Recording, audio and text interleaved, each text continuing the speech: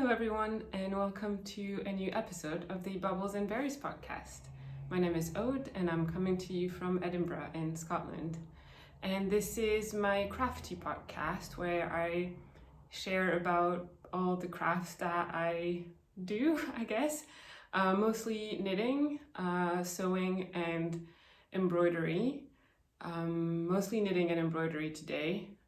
Again, I feel like I've been saying this for the past 3 episodes, but I haven't been sewing much. Although I feel like now that the days are getting longer and spring is kind of here, my sewing mojo is coming back, and I feel like, yeah, I might have some sewing in the next few episodes. Hopefully, I need to sew. Like I need to make some shirts and some t-shirts and things that I don't have in my wardrobe, so I need to sew. So hopefully I'll get to that and I can share it with you in the next episodes. Anyway, starting already with a massive ramble. If you are a new viewer, I think we've had quite a few new viewers here lately, then welcome. It's really nice to have you here and I hope you enjoy this content. And then if you're a returning viewer, then welcome back. It's really nice to see you. Let's get started, shall we? So I'm going to start with some knitting and then I'll talk about embroidery more towards the end. So for knitting today, I've got 1 finished object and 2, I'm just looking at my notes, and 2 whips. And then I've got some knitting plans that I'm going to share with you, as well as some acquisition because I went to a yarn festival last weekend. I'll start with the finished objects then, which is something that you have seen. I showed it in my previous episode, and it is my Fairag cardigan. I say finished, it is mostly finished. I need to sew the buttons on, and then it will be fully finished. Let me try and... All right, this is what it looks like. Without the buttons, it doesn't look like much. Here, I have a hair tie. Hopefully that will help. All right, this is what it looks like. I finished it about a week ago and it has been blocking and I really, really, really love it. I'll just give you a closer look. I'm sorry, the light isn't great today, just the sun is in and out behind the clouds, so. Oh yeah, it's really nice. I'm so happy with it. So, like I was saying in the last episode, I figured it would take me a bit of time to knit it, and it did. There's the cat is sitting on the chair right next to me, so she might make an appearance. She's very interested in the sweater. Yeah, I said it was going to be a bit of a long-term project, and it was, but not as long as I thought it was going to be. I think it took me about 5 weeks or so to knit, and it was such a fun knit. I absolutely loved it. It's got lace and it's got cable, so obviously it was one of those knits that you really need to pay attention to what you're doing, but I didn't mind. I really didn't mind, and I really loved, like I loved the pattern, and this is what made me buy the book that it comes from. And yeah, I enjoyed every minute of knitting it. I knit it in Iona wool, like I mentioned in the last episode. It's wool that I got, I think it was in August last year when I went to Iona for a holiday, I guess. Iona is a small island on the west coast of Scotland, and I absolutely love their wool. And this is their silver one, which is their natural one, their undyed one. I got it in DK, although they also have it in fingering weight and Aran weight, I believe. And I used a little over 2 skeins. So I think I used 2 full skeins and then a quarter of the 3rd skein. So I have quite a bit left over, and I'm thinking I might make a hat for my husband. I just need to see if, because it's super rustic wool, I don't know that it might be a bit itchy, although he's not really sensitive to itchy wool at all. But yeah, so this is what it looks like. The buttons actually, oh, I should have brought them out. I'm actually going to show you because I'm going to use the same ones as on the picture in the book. Oh, here we go. Like these. And I think I showed them the last time, and I was saying like I really want to use these because I think they look amazing. And then I emailed the designer asking where she got them from, and then she sent me to the shop that she got them from, and unfortunately they were out of stock. But then the wonderful Ailey of the Thoughtful Knitter podcast, which if you don't watch it, then here's a podcast recommendation for you because it's a really, really lovely podcast, messaged me saying that she had some that she wasn't using. I think she used them for a cardigan and then ended up frogging it or something. And anyway, she had some that she wasn't using, and she offered them to me and asked if I wanted them. And like, yeah, I absolutely wanted them because they're exactly the ones that I was looking for. And so yeah, she sent me the amount that I needed for my cardigan, and they're beautiful. And I'm so happy and so grateful for her generosity and for her to just get in touch with me and offer to send me those buttons. So thank you, Ailey, if you're watching. Yeah, they're beautiful. And so I'm gonna sew them on, and then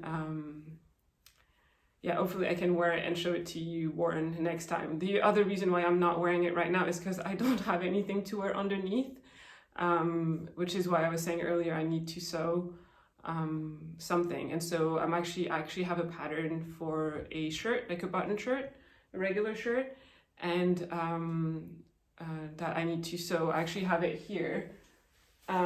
It's just I have the fabric cut up and everything. I just need to assemble it. I haven't gotten around to doing it, so hopefully all of this will be done by next podcast and I can show it to you then. Anything else that I would like to say about this? I'm trying to think. I did it, so my yarn is DK, and the pattern is actually really, really well written, and it's written for either fingering weight or DK weight. And so I did the one in DK weight with short sleeves because there's, sorry about the noise. There's also a version that has long sleeves, which I think it's a boxy, it's a boxy sweater. So, and you knit it from the bottom up, and then you pick up some stitches around the armholes for the sleeves. And so the short sleeve is just some ribbing like this. And I think the long sleeve is mostly stockinette up until like the forearm where there's a bit of lace and then some ribbing. So I chose to do the DK one in the short sleeve version. It's the one the model is wearing in the book. And yeah, I really love it. The knitting of it was super enjoyable, but I was so like anxious at times that I wasn't going to fit, and my gauge was perfect, like bang on, exactly what oh well, there's a cat here who's probably going to be up to some mischief or not, we'll see. What was it? I don't know what I was saying anymore. Oh yeah, the knitting and the gauge. So my gauge was perfect, so through the whole time I was like, just trust the pattern, your gauge is good, trust the pattern. But because it is bottom up, it is both lace and cable, it is really hard to get a sense of how it's going to fit while you're knitting it. And throughout the whole knitting process, I was afraid that it was going to be too small. It felt like it was going to be too small. Like even when I finished the shoulders and was able to actually try it on, it felt too short. Not too short, like it felt a bit more short than I wanted. It felt tighter than I wanted. But I was like, you need to trust the pattern. And I knew obviously that lace and cable really grows when you block it, right? Like when you knit it, it just shrinks it, like it brings everything in and it makes it a bit bigger, a bit smaller, I mean. And then I was also concerned that an issue that I sometimes have with pattern is that the armhole depth is not deep enough for me. It's always like a bit too tight under my arm. And so I was thinking like, oh, let's just do what I need to do, because then to go for my size, because then to go one size up, it meant just adding more rows at the top here. So I was like, I'll just do the size that I planned to do, which was the second size in DK. And then if it feels like it's really going to be too small, then I just do the third size at the top, and that just means modifying a bit the armhole and the neckline, but that's fine. And then I got there and I was like, I think it's fine, but I'm not sure. Do I do more and then risk it to be a bit too big? And it was like, and through the whole time I was like, I don't know. And then my husband was like, just trust the pattern. You know, that happened every time. You always block it out to the size that you want. Trust the pattern. So I did trust the pattern. I just did it to pattern, no modifications whatsoever. And it turned out brilliant. It blocked out beautifully. It stretched out exactly the way I wanted it. The lace is really nice and open. The cables are really nice and the fit is amazing. So yes, trust the patterns. The designers know what they're doing. Trust the patterns. That is the one lesson, especially when doing like lace or cable, because it's impossible, or it's very difficult at least to gauge while you're knitting what it's going to look like at the end. Yeah. And I'm pretty pleased with it, because I know that I made one mistake that I've noticed, but I was like way too, like, I think maybe you can see it here. I've got a few purl stitches here instead of knit stitches. I have no idea what I did there, but I know it because I saw it, but then I'm pretty sure that like in 2 months from now after wearing it, I'll just completely forget about that. And I think that's the only place that I know I made a mistake. There may be some other places, but I haven't noticed them. And yeah, it's not a difficult pattern at all. It's really not. The lace is super easy. The cable is super simple as well. It's just you have to pay attention, which is fine. Like, I enjoy having a project like that on the needles, and then having a project that doesn't require a lot of attention at the same time. So depending on my mood and brain space and whatever, I can choose what I want to knit on. So yeah, that's my Fairag cardigan. Super happy with it. I can't wait to be able to wear it. I just need to sew on the button and make something to wear underneath it. The yarn feels quite almost dry, like a bit rough, but not in a bad way, almost dry when you knit with it. And I think even on the skeins, because Iona will also does cones, but for this one I was using skeins, I think there's still a bit of spinning oil on it, which I actually quite like, because I feel like it's sort of like the strands, like the plies, or I don't know how you call it, sort of like stick together a bit more when there's spinning oil on it, and it means that the yarn never splits. And then when you wash it, especially this one, it just softens up so much and it blooms so much. It's really beautiful. It's one of my favorite yarns. Yeah, it's one of my absolute favorite yarn.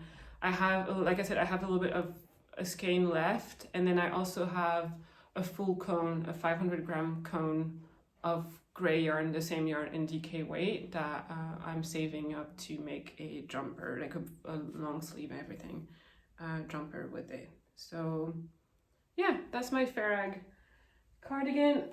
I'll just show you quickly. The pattern came from this book. I don't think I mentioned it. It's the Shetland Wool Week annual from last year, like the latest one. And then is there a picture of, because she also does a long sleeve. Yeah, this is what the long sleeve version looks like. That's what I was telling you. It's like mostly stockinette here and then a bit of lace here. It's really lovely too, and the size range is really good. It's pretty amazing work, honestly, to do so many sizes, and also like 2 yarn weights. And yeah, it goes, there's 9 sizes. There's 9 sizes for the fingering weight one, and then 8 sizes for the DK weight, and it goes from the smallest chest circumference of like the finished thing, so with the ease, is around 90 centimeters, 35 inches, and then the largest one is 160 centimeters, or like 63, 64 inches, which I think is pretty good. So yeah, I think that's all I have to say. I will show you again next time when I'm actually wearing it, if I remember. So yeah, that was my finished object. The only one that I have to show you this month has been really busy with work, so I haven't had as much knitting time as I would have liked. I mean, do we ever have as much knitting time as we want? I don't think so. But yeah, anyway, moving on to whips now, knitting whips. The first one is another jumper, and I can't remember if I'd started it the last time. I don't think I had. I kind of cast it on because the only thing that I wanted to make it, and then the only thing that I had on my needles at the time were the Fairag cardigan, and I didn't see myself bringing this to knit night or out and about because it's too much thinking. So I cast on a plain stock knit jumper, and this is what it looks like. It's not finished, obviously, but this is what it looks like. This is the Dropp jumper by Albiona McLaughlin. I will put a picture here of the finished product. I mean, not mine, hers, obviously her picture. So you can have a look at what it looks like finished. And yeah, this is what mine looks like. So for the yarn, so the yarn that I'm using, so the pattern calls for like either like a DK or an Aran weight. You can play around with gauge a bit, and so I chose to use something in between. And so I'm using 2 strands of a woolly knit cone that I have.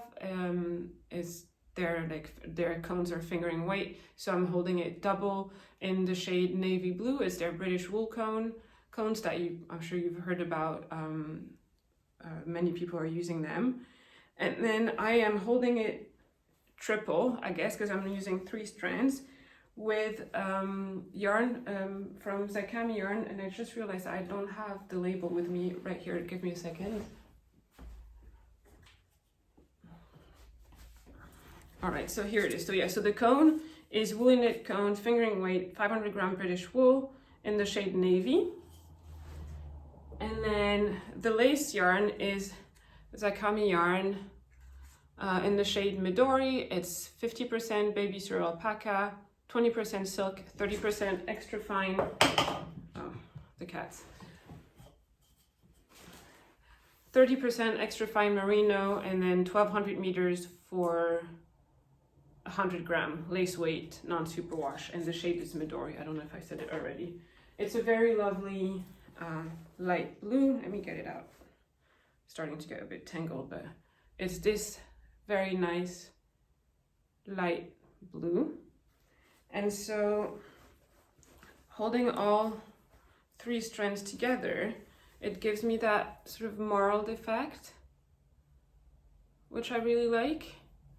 And yeah, it's a nice texture. It's nice. It's a bit like thick, like it's a winter jumper. That's what I'm saying. Yeah. So the pattern now, like I said, is the Dropp pullover jumper by Albiona McLaughlin, and it is a drop shoulder jumper, which I don't have a plain drop shoulder jumper, and I wanted to try one. And the only thing that sort of like one of the reasons why I haven't knit one yet is because a lot of them, like, you have to knit flat pretty much all the way to the underarms, and then you can join in the round, and then you have to pick up a lot of stitches on the sleeves and everything, which I don't mind, but also I just wanted something simple. I didn't want a lot of purling, because I was still finishing my Fairag cardigan, which has a lot of purling in it, and I was like, I just want something simple in the round, but I want a jumper, not like I could have done a sock or a hat, right? But I wanted to do a jumper. And Albiona, because she's such a genius, has constructed a drop shoulder jumper when you knit in the round the whole time. Like, I think you might have like this much rows of purling at the very beginning to do a bit of kind of like short row shaping, but everything else is in the round, and it's so brilliant. And so you have on the shoulder, you sort of have this line that is created, it looks like a seam. It's not a seam, like everything is seamless, but that is created with increases, and then it sort of opens up. It's dark, I don't know that you can see well, but it's kind of like, you can see like a V. Hold on, where's my finger? Oh, there it is. Here, and then like here, like this. I'm doing a terrible job at showing you. If you look at the pictures of her pattern, because she did hers in like a light mauve pink color, you can see it better. But yeah, she did everything so that you're doing drop shoulder, but you're knitting in the round the whole time as you would with a raglan, which I think is absolutely brilliant. And I'm absolutely loving knitting on it. And as always with her patterns, there's a million different options to choose from. So for this one, it's I chose the crew neck, which is it's folded over. You do it, like you start with a provisional cast on and then you add the neckband. I just added it earlier so it looks like something. So yeah, there's the crew neck, and I'm going to do a regular hem, so just in the round. And I'm going to do the tapered sleeves, kind of like this, where you do some decreases, and then like a ribbed cuff, like at the bottom. This is what I'm gonna do, but then you have other options. So for the hem, you have either like a normal, like a regular hem, just in the round 2x2 ribbing, or you have a split hem that you can do. For the sleeves, I think you have the tapered one with the ribbing. You have more like balloony, kind of balloon sleeves with the ribbing, like just balloon it to the extent that you don't do any decreases. It's not like a massive balloon, it's just no decreases, and then just a cuff. And I think there's one that maybe has quite of a wide cuff. And then for the neckline, the neck band, you have either folded crew neck like I did, or you knit that color like that, but you don't fold it, so it's like a mock turtleneck. I guess you could even like do longer and like fold the turtleneck if you wanted. And then she has the option of a hood, having a hood and making it a hoodie, which is also brilliant. So yeah, like one pattern, 5 million options, and like so many possibilities that, yeah, so many different sweaters. I really love her patterns, in case you can't tell. I've knit another one from her before, and same thing, there are like lots of options, you can really make it your own. I like that she's also like really, obviously really size inclusive, and also she always has a little note for half sizes. So if you're, like with the ease that I wanted, I was in between two sizes. Like, I can't remember, I think I'm doing the size in between size 2 and 3, I think. And size 2 would have been a bit too tight, like it's supposed to be a bit of an oversized sweater. Size 3 would have been like way too big. And so she says, oh, well, if you want to do half size, then like your gauge should be that, and that will give you half size. And my gauge was exactly that. And so, yeah, just brilliant, super easy, like really, really, really nice knit. I've like, all her patterns are in my Ravelry library. I have, I think, like 5 or 6 in my queue. Like, you know, I'm just gonna knit them all pretty much at some point. So yeah, that is my drop pullover. I can't remember, by Albiona McLaughlin. I'll link everything anyway in the description box below, my Ravelry and the project pages and everything. And yeah, I'm knitting it, if that's of any interest to any of you, on, I think I did the body on 5mm, and then I'm doing the ribbing at the, like the hem on 4mm, and I think the neckline was on 3mm. Like she has you make it a bit tighter, which is exactly the needle sizes that she calls for. Like I didn't switch needle sizes. I think it's just the thickness of my yarn is a bit different from what she uses. But yeah. Anyway, brilliant. Drop pullover. Hopefully it will be finished by next time. I think it will be. I have, the rib is quite long, it's 10cm. I think I'm about 5 right now, 5 or 6. And then I have to do the sleeves, and same thing, do the ribbing at the end at the cuff. I was kind of debating how I would bind off. So what I've been doing in the past for to bind off like at the hem, like, or the cuffs, like in ribbing, is that I've done a tubular bind off, and I think it looks beautiful, it works great. It's not, I don't find it very complicated, but I find that it works best on 1x1 ribbing. And then I was looking for a previous jumper at like, what do you do if you have a 2x2? and I saw this video that you're supposed to sort of rearrange your stitches at the bottom and everything. And I thought because of that rearranging of the stitches at the bottom to convert basically your 2x2 ribbing to 1x1, I didn't think that looked as neat. So maybe it was just me, maybe I didn't do it right, maybe I'm just very picky, I don't know. I didn't like the look of it as much, and also it's, I don't know, when I get to like the binding of the hem, I can't be bothered with all sorts of like something that takes 5 hours. Like it's just, anyway, I couldn't be bothered. And right now I'm like, do I just like, you know, like just do it and like rearrange my stitches and do a tubular bind off and all of this, and it's gonna take forever, but it's gonna look nice and it's gonna be like stretchy like I want it to be, or do I do something else? And I don't know, I'm tempted to do just a regular bind off, like the basic bind off. And the reason is that this is what I did on my Fairag cardigan on the button bands, right? The button bands, if you look, they're knit, like you pick up stitches and then you knit them going down this way, and so you bind off here. Again, 2x2 ribbing.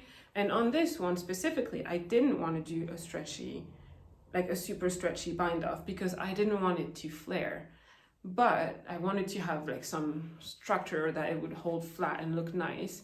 But at the same time, I knew that I wanted to be able to stretch my jumper quite a bit when blocking, and I was worried that just a regular bind off would be not stretchy enough.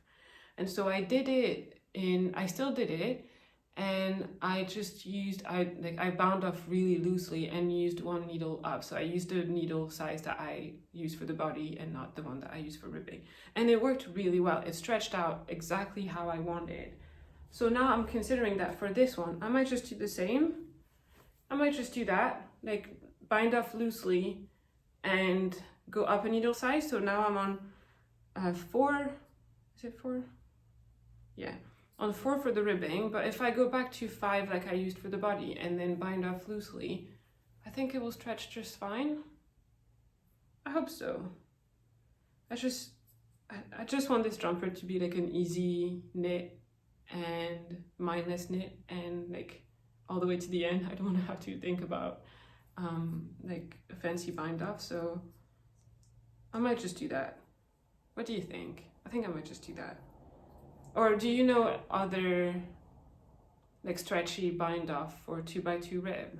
Like if you know of other ways to bind off for a 2x2 rib, can you please let me know in the comments below? I know there's the is it called like Judy's Magic bind off or something like that, which I have used before, but I find that this one flares quite a bit. So it might also do that, but on a smaller needle. Do you think that's an option? I don't know. Let me know. I've rambled enough about this jumper. So yeah, let me know if you have an idea, and then, or a suggestion or recommendation, and then yeah, I will show you this jumper hopefully finished the next time that I record a podcast, which hopefully won't be like, will be a bit sooner, because there was a lot of wait in between the last one and this one. Anyway, moving on to whip number 2.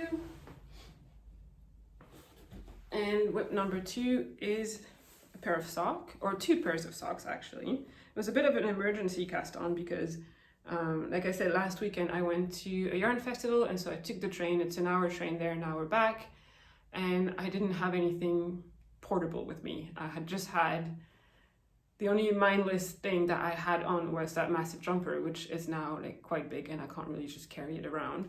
So I cast on a pair of socks. And I actually cast on 2 pairs of socks, and I'm going to explain why. It's because I got a set from Zakami Yarn that was one main skein of fingering weight, so 400 something meters, and then 2 minis.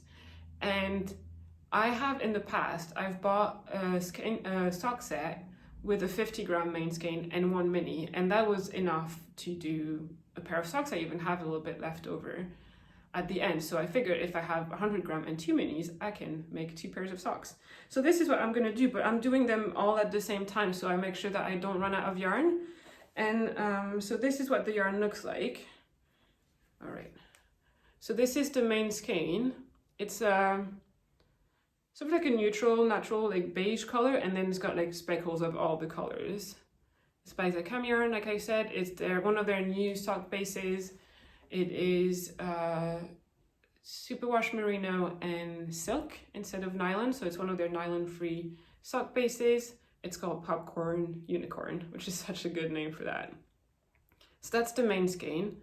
I don't know if you can see well. It's extremely soft, I can tell you that.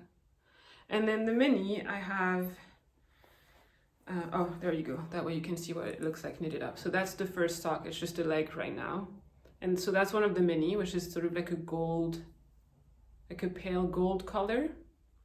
And then the other mini is this like dark pink, kind of. I think it's pink. I don't know that it looks well, it looks good on the camera, but sort of pink. Yeah, it's really beautiful. So what I'm gonna do right now, I have the two pink cuffs. I have the two gold cuffs. I have the leg on one of the gold cuffed socks, and I'm working on the other leg. And that's what I'm gonna do. So I've done one leg, I'm gonna do the other leg on the gold one, and I'm gonna do the legs on the pink ones. And then I think I'm gonna do all the heels, but I think I'm gonna switch.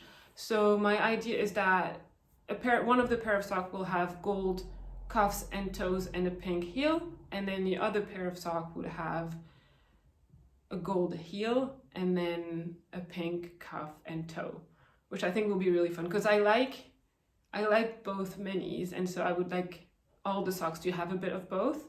And my idea with making two pairs, that I was going to gift one to my mom, because when she came and visited in February, I was knitting on, not on these socks, but on another pair of socks in the same yarn base, and she really loved it, saying how it was super soft and everything. And so I said I was going to make her one. So with this sock set with two minis, I can actually make two pairs, and she has one and I have the other, and I will just let her choose which pair she wants, or if she wants like mismatched socks or whatever. But yeah, it's been really fun. It's been really nice. Yeah, really nice train knitting, like mindless knitting. And I'm just doing my regular vanilla sock. I think I did 1x1 ribbing at the top for the cuff. Sometimes I do 2x2, it just depends on my mood, for 15 rounds here. And then the leg is gonna be 50. And then I'm gonna do a heel flap and gusset. And then my mom and I have the same shoe size, so I'll make the feet the same on all the socks, and then the toes, the rounded toe. But yeah, this is just a project that I pick up when I'm on the go or something. So it might take a bit of time to get finished. It's not like I'm constantly working on it, but it's fine. I'm not seeing my mom until the end of May anyway, so they'll be done by then, and I can just give it to her then. So yeah, another pair of vanilla sock, because you always need to have a pair of socks on the go.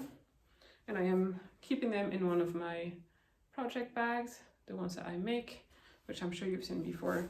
This one is bumblebees, and yeah, I will tell you a bit more about embroidery in a minute, because I have a lot of news on that front. So that is my second work in progress, and that is all the knitting that I have to show you today, because that's all I've been working on. I'm gonna have a sip of water because I'm quite thirsty. It seems that the cats have finally calmed down. Usually my husband is home when I record a podcast, so I lock myself in my office / craft room, and he's in charge of wrangling the cats. The thing is, he had to go into the office today, so he's not here. So it looks the cats are not now sleeping, I hope, at least. Anyway, all right, let's move on to knitting plans and some acquisition. So I like when I'm sort of towards finishing a project, like the jumper I just showed you, to already have a plan for what I want to do next, because then if I get a bit bored on, like it happens, you know, when you're on the end of a project and you're just doing the same thing all the time, you're I'm kind of bored sometimes. And so if I know what I'm going to make next and I'm excited about it, then it ensures that I finish my whip. Like, it's the same when I read a book. If towards the end I'm like, oh yeah, I don't know, I'm kind of getting bored or whatever, I know, oh, I want to read this next, and so I finish this one first. And so the next thing that I want to knit is the Friday Slipover by Petite Knit, the one with the crew neck, and I will post a picture here because obviously I haven't started. And my intention is to make it in this yarn. So this is yarn that I bought a little while ago, and I don't think I ever showed it on the podcast, but this is yarn by Along Avec Anna. I hope you can see. And I bought it, I think it was in the autumn, maybe in November, December, when she first released her yarn, when she first had it in stock. It was her very first time she had it up for sale, and so, sorry. And so I bought some, originally with the intention of making a cardigan, and then now I want to make a slipover because I change my mind all the time, and I just feel like knitting all the slipovers right now. I feel like this is a kind of garment that I really enjoy wearing in the spring. And to me, this kind of pink is a spring color, so this is what I'm gonna do. So this is it. I think the color is actually pretty good now. It's like a dark, warm pink. The shade is called Tomette, which is I don't know if you know what I mean. It's like those like really sort of like terracotta kind of color, like tiles that you have in some houses in the south of France mostly, but I'm sure other places as well. Yeah, it's that kind of color. And I got I have, I think, 5 skeins of each. One is her merino base fingering weight, 100% superwash merino, but from like an ethical, or like she gets it from a place that has like really good ethics. And I think some people asked her why she was doing superwash, and I don't remember what she replied, but I think probably part of it is she does a lot of kids pattern, because she's also a pattern designer, and like superwash is just easier with kids, right? With kids garment that you need to wash quite a bit. Anyway, it's beautiful, beautiful. It's really soft. And then the other one is 72% fine kid mohair and 28% mulberry silk, 210 meters per 25 grams. All of her yarn are cruelty free, and then the fingering is 200 meter per 50 gram. So yeah, just like a standard fingering weight. And so I'm gonna hold these 2 double for the Friday slipover, which I think is what the pattern calls for anyway. It's not like the pattern hasn't been designed in this specific yarn, but I think it's done with like either Petite Knit's own yarn or like Knitting for Olive or something. And this is very similar to like Knitting for Olive in terms of like quality. The mohair is extremely soft. So yeah, this is one of my plans, like the thing that's going to be next on my needle. I think I'm going to try and swatch over the weekend if I have the time. I'm sure I have plenty of yarn and everything, but I just want to make sure that I pick the right size. And yeah, so hopefully I can show you a little bit of that next time. And then the second project that I'm going to cast on very soon is a headband. It's the Hiedra, or I want to say Hydra, but that's absolutely not how you pronounce it. I think it's Hiedra or something, headband by Fiber Tales. And I put a picture again here, and I'm sure you've seen it around because it's quite popular, and she's got the mittens that go with it. And I'm gonna make it in this yarn that I've caked up already. I don't know if you can see, it's very fuzzy and fluffy, and it's beautiful. And this is yarn that I got recently by John Arbin. I've never tried John Arbin before. I've really wanted to try, so I'm really excited to get to try it now. And it's their Alpaca Supreme Heavy for Apply in the shade Quartz. It's a gray, like a medium gray, I would say. And it is a sport weight heavy 4-ply, 333 meters per 100 grams, 40% superfine alpaca, 40% organically farmed Falkland merino, 20% mulberry silk. So very soft. And I've been wanting to make a headband for so long, because that's kind of, I find that that's what I like to wear more than hats sometimes. And we've, like, Kyle and I, like my husband and I, have been going on like hiking more lately, and it's still fairly cold, and I feel like a headband is something that I'm missing for when we go out. I don't always want to wear a hat because that's a bit too warm, but I find that headband is like the perfect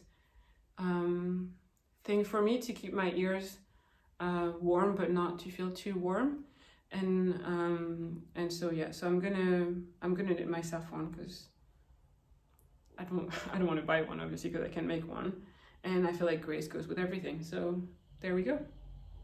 Hopefully I will be able to show you this finished by the next time.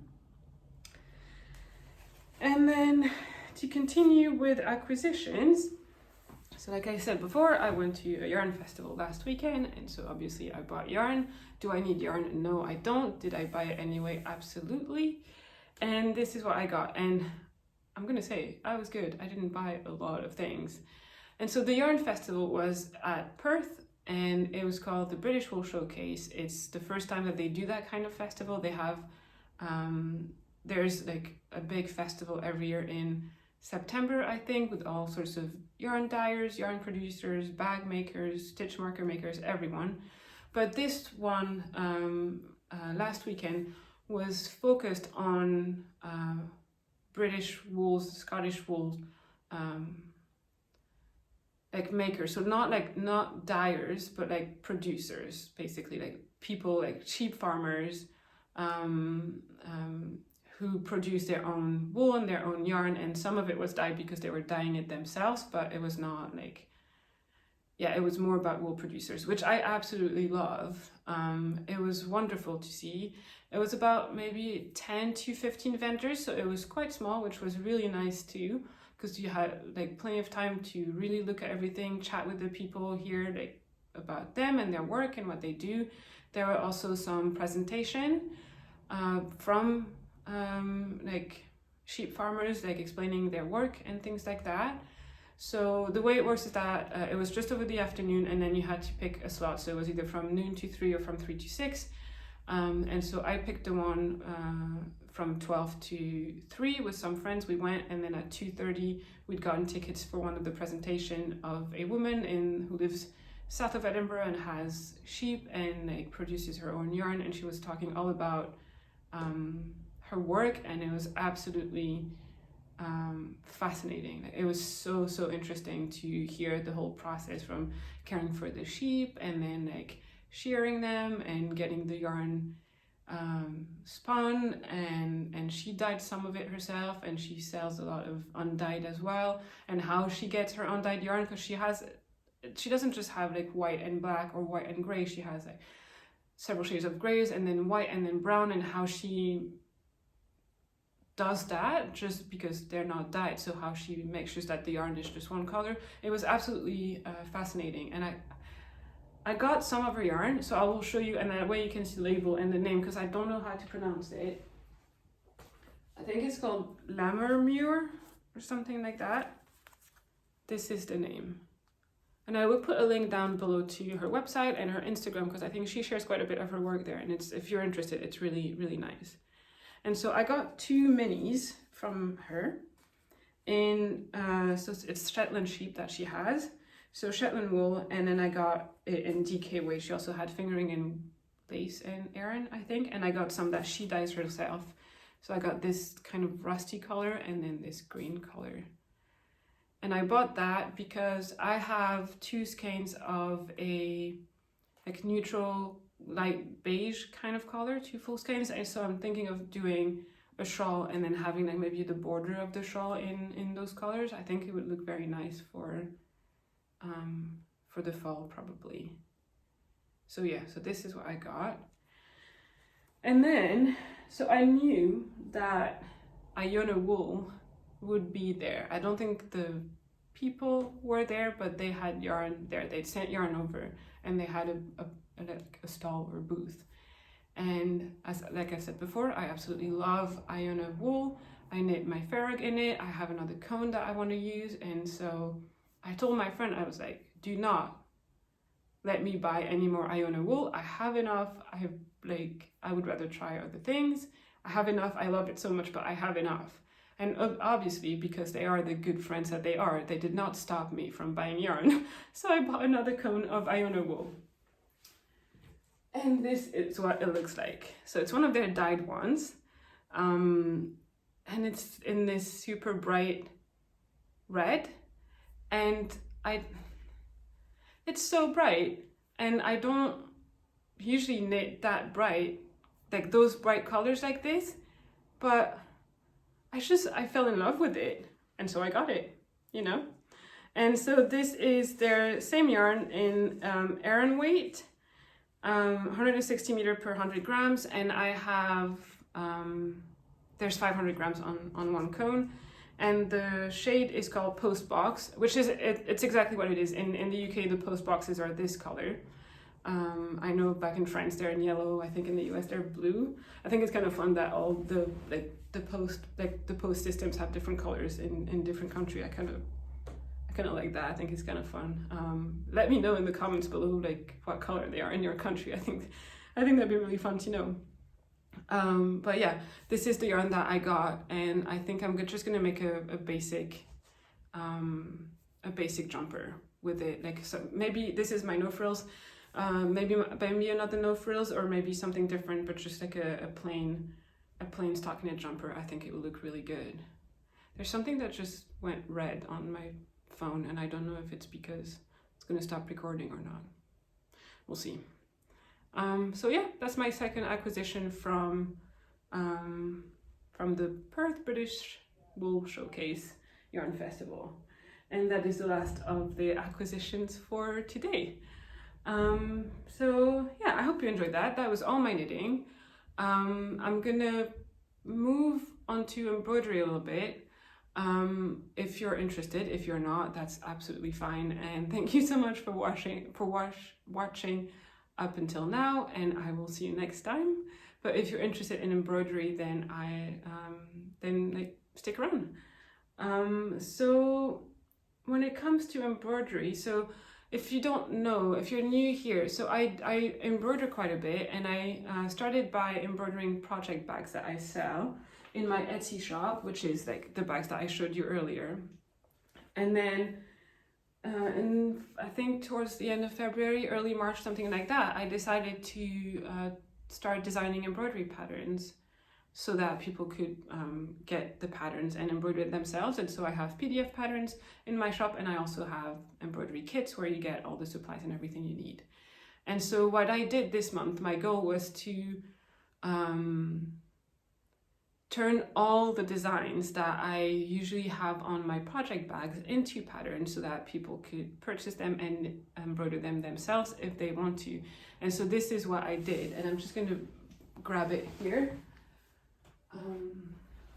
So yeah, this is what I did. I tweaked them a bit just to make them, because before I didn't embroider, just a lot of me like sort of winging it, and so I had to tweak them a bit so I could write instructions. But this is what, I'm not going to show them all because it's going to get boring quickly, but yeah, this is what I have. Like, this is the summer bouquet. This is what it looks like on a hoop. I have also the Scottish wildflower, which is another one of my designs. The bumblebees is also available as a pattern as well. I need to do the backs. I haven't done the backs yet. So yeah, so that was a lot of work this month. And all of this is now available if you want to try your hand at embroidering, or if you enjoy embroidering and want to do something and like want to try a new pattern. They're not difficult. They're definitely accessible to beginners, and I have lots and lots of tutorials and all sorts of things to learn stitches or things like that, if that's stuff that you know.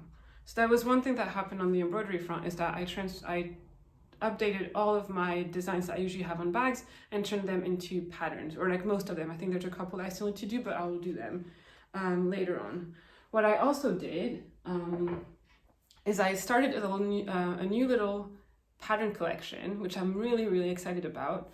And I've called it Little Blooms. And the idea is that every month I will create a new embroidery pattern inspired by a wildflower that grows near me. And they are meant to be, or I'm stitching them anyway on a 4-inch hoop, but obviously like they can be scaled to whatever you want. And there would just be one single flower, or like one single kind of flower, 2 to 3 colors, nothing like, not like, you don't need to buy like 5 million threads, and just a few stitches. So something very easy, very quick, very fun to make, that you can stitch like every month. You do a new one, and then you can, I don't know, hang it in your house and things like that. So the first one that I made for April was the daisies, and it's this one. Again, I need to do the backing, which I haven't done yet. And this is what it looks like. So it is on a 4-inch hoop right now, 10 centimeters. It's kind of small, but I absolutely love it. Let me see. There you go. And so that's the daisies. And so that's the first one of my little blooms collection. And I'm really excited to stitch more. I kind of have an idea in my head of what the May, June and July and August maybe flowers are going to be. For the autumn, I don't know yet, but you know, we'll cross that bridge when we get there. But yeah, it's been so fun. I've really enjoyed it. I really like updating,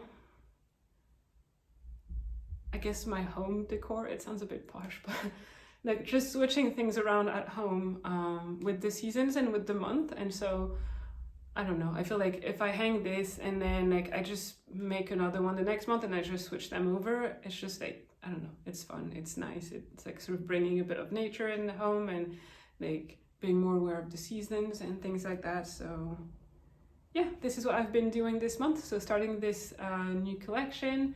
I'm still planning to create another pattern. My goal is to do 2 new patterns every month. So one would be the little bloom of the month, and then one would be another one.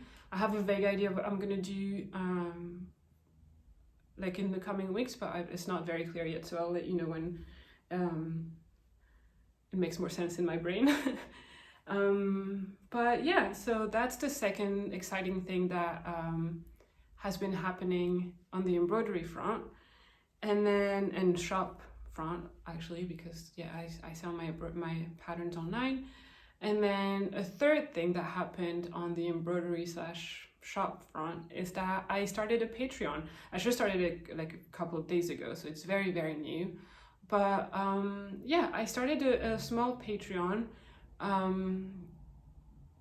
just to be able to share a bit more about my embroidery specifically, and pattern designing and things like that on YouTube here, and also on Instagram. I share about all the crafts that I do, I guess, but I wanted something that was a bit more specifically for embroidery. And so I started a little Patreon, and I've only got 2 tiers right now. The first tier is like something like £3 a month. And it's just like behind the scenes information, like voting on like designs and ideas and things like that. It's not meant like for me to like flood everyone's inboxes or anything. It's just, I think I'll post on it a couple of times a month, just to keep you up to date about what's going on if you're interested. And then I think there's another tier where you get what I've previously mentioned, and then you get every month you get a free little blooms pattern for yourself, so you can stitch it like a PDF pattern, so you can stitch it if you like. And then yeah, I'm hoping to be able to develop that Patreon a bit more in the future. Right now I find that I'm a bit restricted in what I want to do, because I'm using Etsy, so I'm considering transitioning into and moving on and making my own website, but that takes a lot of time. So I need to have a look into that, but that might be something that happens in the future. I don't really know. In the meantime, I'm still making project bags. I'm still doing regular shop updates. I think the next one will be either at the end of April or the beginning of May. I will post it on Instagram when I have a date. And yeah, and then I live I leave the links to my Etsy shop and my Patreon and everything down in the description box below if you want to have a look. And if you want to support me, then thank you very much. And obviously, like, no pressure, no obligation. It's just if that's something you're interested in, then thank you.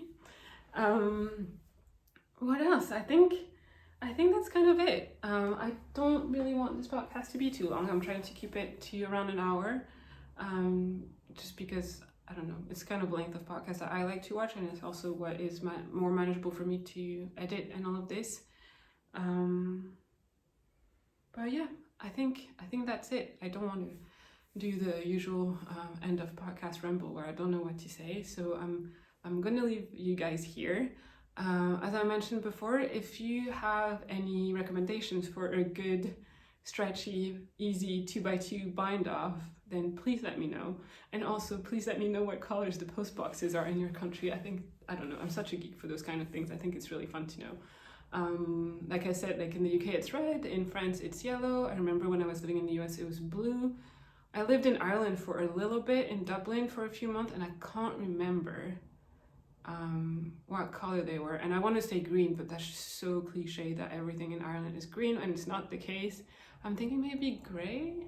I can't remember. Let me know if you're Irish or if you live in Ireland, let me know. And yeah, I think it'll just be fun. I'm curious. And yeah, that's it. I'm gonna leave you there. Thank you so much for watching. Thank you for joining if you're new here. I hope you enjoyed this podcast. If you have any questions, let me know in the comments down below. I posted on Instagram yesterday a little question box because I was hoping to do a bit of a Q&A at the end of this episode, but we're really nearing the hour right now, so yeah, I think I'll do it next time. But then, yeah, if you have a question, please let me know in the comment below and I'll try to answer it next time. And until then, happy knitting, happy stitching, happy crafting, and I will see you next time. Bye!